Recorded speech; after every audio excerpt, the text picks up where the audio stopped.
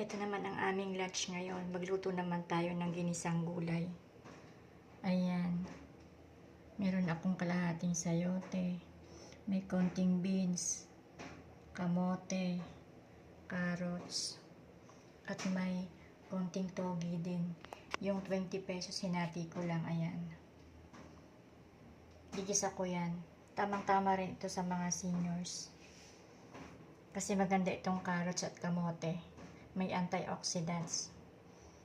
Pwedeng-pwede sa mga seniors. Kasi pag mga seniors kadalasan ay isda at gulay. Pwede rin naman yung chicken pero mas madalas ang isda at gulay. Ayan, igigisa ko lang to para sa aming lunch. Lagyan lang natin ng konting pampalasa. Yan lang ang aking sahog, ang tokwa. Yung tokwa pwede namang hindi na natin iprito para less na sa mantika at less cholesterol. Ayan.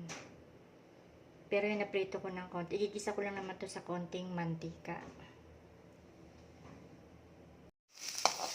Ayan, magisa na tayo ng bawang at sibuyas.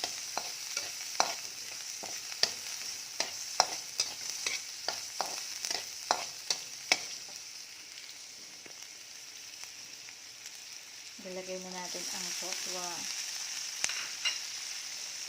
Instead na pork, ito ko ang nilalagay ko.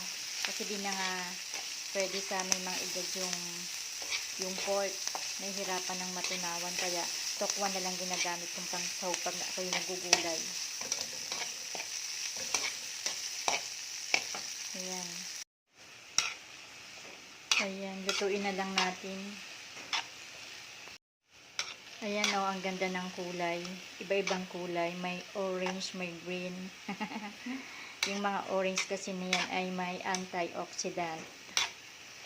Tamang-tama sa mga seniors. Kahit naman hindi seniors. Magandang kumain ng carrots. Maganda sa katawan. O, ayan, ganda ng kulay niya o. Colorful ang aking gulay ngayon.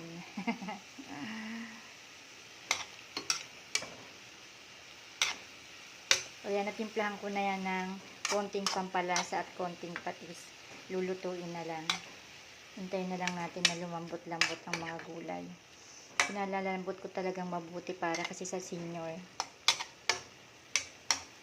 Pag medyo bata pa, okay lang yung half cook na mga gulay. Pero pag seniors na, hindi na talaga pwede. Mahirapan na silang matunawan. Kaya niluluto ko mabuti ang aking mga gulay. Ayan, malapit nang maluto ang aking ginisang gulay.